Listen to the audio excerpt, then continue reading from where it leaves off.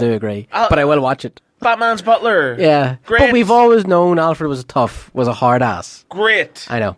He's going to fight one of Jack the Ripper's descendants. So. Oh, yeah. Yay. I've always wanted to see that. The final episode of Gotham. Are you watching Gotham? You're watching Gotham? You're watching Gotham. But I, is the new series out? It has, I think it's 2 or 3 episodes in. It hasn't started airing over here yet, so I think it's about 2 or 3 episodes in yet. But apparently in the full episode, the final, I don't think it's the spoilers because they're talking about it quite openly. Yeah. In the last episode, it's going to leap forward 10 years. Yeah, and I did hear about this. The full episode will be Batman, and he will be fighting like the Riddler and the So it Joker won't be and like, the Penguin. Like in Smallville, where like at the end you see him. It actually, the example they gave was we won't be doing a Smallville in this. Oh, really? It's going to be a full episode of Batman out in the street, fighting the villains that were introduced in Gotham, but as the comic characters you know. Yeah. And the kid that plays the Joker has said he doesn't want to say anything, but the fans are really going to get what they want in the last episode. But they're sort of said that it plays like almost like a pilot for another series, although they're not saying it will be another series. Yeah. Yes, please. So he fights Bane, I think. Yeah, Bane's in this season, episode. And the mutants as well from The Dark Knight Rises. Oh, really? And, Dark Knight Returns. So there's like this load of stuff. I have to be honest, I like Gotham. At the end of the second season, I just fell behind, and I haven't seen it since the end of season 2. Is it good? I hear it's really, really good. It does tend to get a wee bit darker, but it is really good. Yeah. Like, good action sequences, and like there's tension, and there is a few wee jump scares here and there. Okay. Does it allude to Batman? I mean, it seemed to really, whenever I watched it really was heading towards... Yes, it does allude to that. And right. then, like, at the end of... Isn't it Series 5 we're going into? I think the Season 5 is the last season, yeah. Season 5 now. Well, Season 4 then, you know, it does... It's really kind of putting all the pieces into place. Pieces together, creating Batman, and it's just... I would say it's the perfect wee TV series, you know, building the way up to him, you know, becoming Batman. I love what I've seen of it. I did enjoy his relationship with Selena Kyle. Yeah. I thought that was done really nicely. The whole thing with Fish Mooney kind of threw me because I was like, who? I know. And then I sort of realised, they called her Fish just because Penguin wants to take over. Symbolism. But no, I don't think I made it past season 1 of Gotham first time around. No, I watched season 2. I genuinely was enjoying it, just with everything else. What's the episode with, I remember balloons. Like, they would hand you a balloon and you would fly off or something. Yes, I like the end up, I think that the ties him round the balloon or ties him to the cart and then I do remember that one. Yes, I remember that one. I think that's the last one I watched. Have you not? Did you never meet Jerome or anything? The Joker and everything? No. Oh my god, the first episode where he came into it is so dark. Fair enough. He throws bodies off the street with letters painted on them to send a message. Classic. Or off the roof of buildings and they're laying on the street spelling out words. It's so dark. I'll take that, Please, get into it again. Like right, okay. Yeah. Get it watched. Right. Right, so... It's like an interrogation. We saw the leaked... Did you see the leaked image from Avengers with Hulk in his... like future space suit? Yeah. Why is he becoming more and more like Mark Ruffalo? People have been doing the comparison of how he looked in the first Avengers and how he looks now. He looked really badass, and now he looks like a wee green man, like with grey hair. He does look like Mark Ruffalo, which is kind of weird. The rumor going around is that they're going to do Professor Hulk in this movie. Right. Okay. So I'm guessing maybe that's why. But no, like the original plan, I think, was like even when Ed Norton was the Hulk, was that they would motion capture him performing, and they would use his likeness in the Hulk. So it wasn't like I think a big issue with the Hulk on film is that once Bruce Banner becomes the Hulk, there's a disconnect with the character. Yeah. So they wanted to give the audience a nice little visual hint. Yeah. That this is still the same guy, but this is him in full on Hyde mode. Yeah. I think it's been getting worse since Avengers, though. I liked how Hulk looked in Avengers, where you could sort of see Ruffalo in there. Yeah, but there was a bit of Ferrigno in there too. Yeah. I liked that, because he still had the animal. You know, he still looked like a monster. But then by the time he gets to Thor Ragnarok, I was like, no, it kind of looks weird. I didn't really notice that much of a change. Right, okay, watch it again. There's a big change. Maybe it's the haircut. He has a weird haircut on it. Yeah, they they've basically done the same thing they did to me. Yeah. Which is like they take the sides and back off and leave the top a bit spiky. Lauren Schuller Donner, who yeah. was one of the main movers and shakers for the X-Men movies, has said that her and Kevin Feige are good friends. Because the two of them were the ones that got the X-Men franchise up and running all those years ago. That's right. Together. But about 20 years ago now. It would be, yeah. But she's been saying that she doesn't believe Kevin has a plan yet for Wolverine. That she thinks he's still kind of just, oh my god, I've got all these characters, what am I going to do? Yeah. So he's got the toys, they're just not out of the box yet. He doesn't know where to put them on the shelf. Yeah. But she said, like, and I have to agree with this, that probably recasting Wolverine is going to be one of the hardest jobs in modern cinema. Yes. I would agree with that, because Hugh Jackman has been Wolverine for the last 20 years. And still looks incredible. Have you seen that ad he did with Ryan Reynolds? It's sickening. Yeah. Sickeningly good. Yeah. Yeah. But he still looks amazing. How dare you be in your 50s and look like that? And so looks so good. I'm in my 20s. I would take him as Wolverine. I would take him as Wolverine. You would, Easy now. Happy Valentine's Day. But of course, the only reason he can't play Wolverine is because it would just confuse everybody. Be like, why? So what, all those movies are part of this world now, or what? Deadpool, you can sort of get away with. Yeah, Deadpool's the only character that can step, I think, between worlds. Because the first thing he would do, like the first Deadpool movie to take place in the Disney universe, he would wake up and go, the hell's this? Yeah.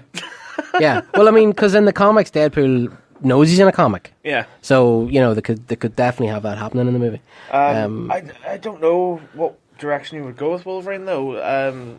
Because the word is Disney Plus are going to do a Wolverine TV series. If you sort of go down the route of trying to make him comic book accurate, you'll have to cast someone who basically looks like a young Jack Nicholson. Yeah. Funny, people were sharing the image of Nicholson. Remember Wolf? Yes! That came out we like watched 20-something years ago. Do you know the movie with Michelle Pfeiffer? Oh, yes. He's a werewolf, but never turns into a werewolf. Yeah, at the end he fights James Spader. That's right. It's the most ridiculous finale ever. Yeah. Yeah, I love that movie. But people were sharing images going, everybody's looking for the perfect Wolverine, and turns out Jack Nicholson was 25 years ago. Yeah, mutton chops. Yeah, the mutton chop. Yeah, but they shared the scene where his hair's mad, he's got the bit of a beard and the pointy teeth. Yeah. And right enough, looking at it, it's like, holy shit, he's Wolverine. Yeah, it's Wolverine.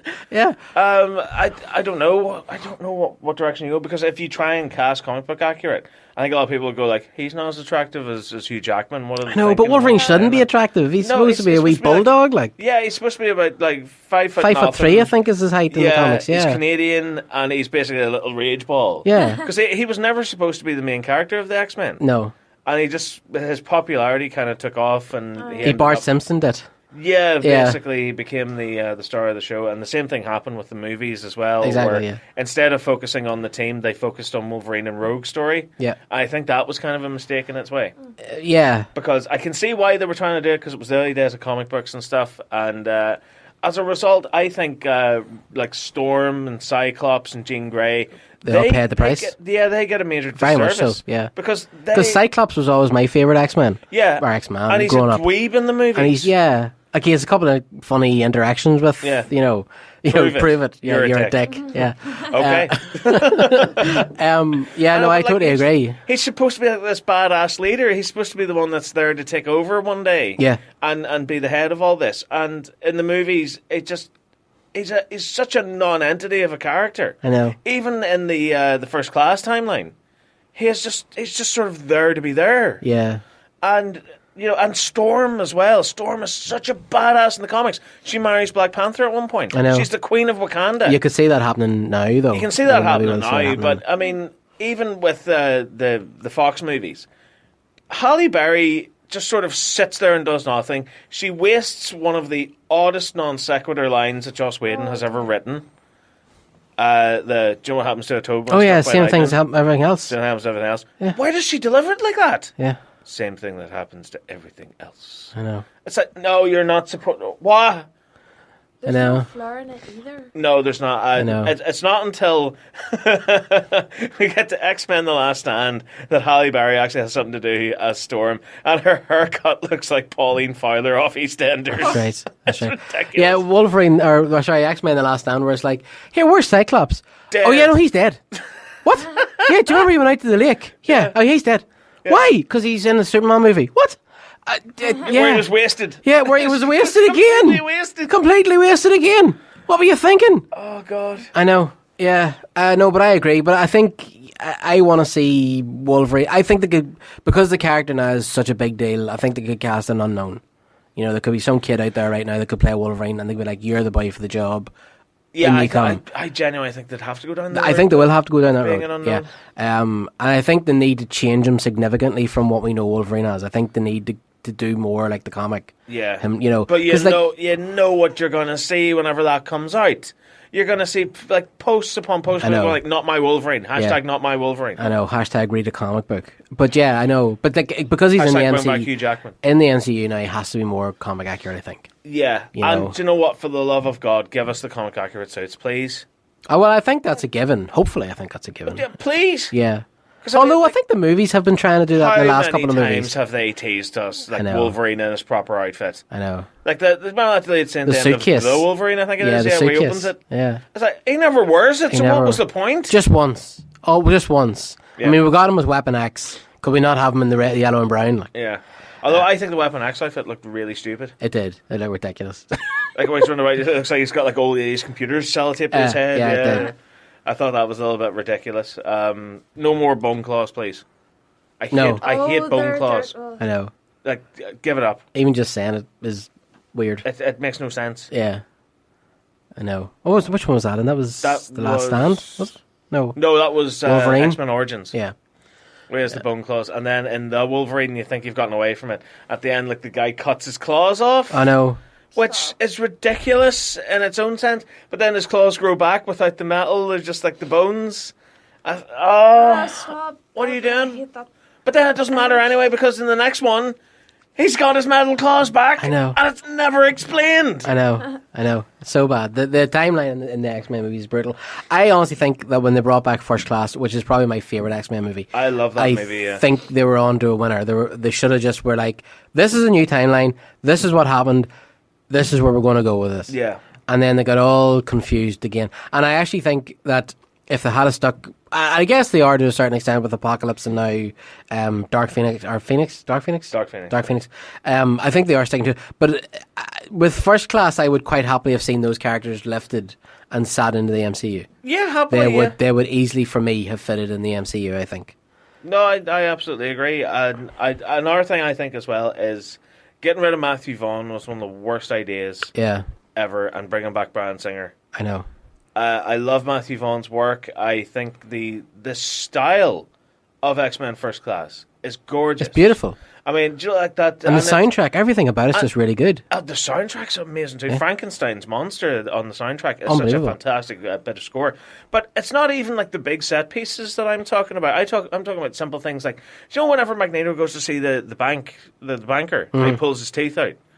How well is that shot? I know. It's that gorgeous. scene where he goes into the German cafe. Yeah. Is probably one of my favourite scenes in an X-Men movie. My name was taken away from me by pig farmers and tailors. And the way he just like throws the knife and then pulls it and then throws it into the other guy. And he's just like, that's Magneto. Blood or honour. Yeah. Blood. Bang into your hand. Yeah. Yeah. That's fantastic. But I don't know. I don't even have a fan cast for Wolverine. I can't even. No. You know, everybody's saying Tom Hardy. No. Whoa. Everybody's saying Tom Hardy. No. Everybody's saying Tom Hardy. Scott Eastwood. I get that because I thought in the first one Wolverine did have a kind of Clint Eastwood look to him. But I can't see it. Scotty, he's too big. And it kind of has the man with no name kind of vibe going on. Like the scene, you know, the scene where Magneto is like stretching out the metal in the train. He looks like Clint Eastwood in that scene. He really looks like Clint Eastwood in that scene. But I don't know. I just have no idea in my head who could play a new Wolverine. Right, moving on. Child's Play reboot trailer. Did you watch it? Yes. I didn't hate it. Again, it's just such a defunct idea. Yeah, no, I agree with that too. I think it's really stupid. I know. Do you know, I can't the other franchise is still going ahead, and they're bringing out a TV series. A TV series, yeah. No, but one thing that I don't get is, you're not remaking Child's Play by doing this, you're remaking Small Soldiers.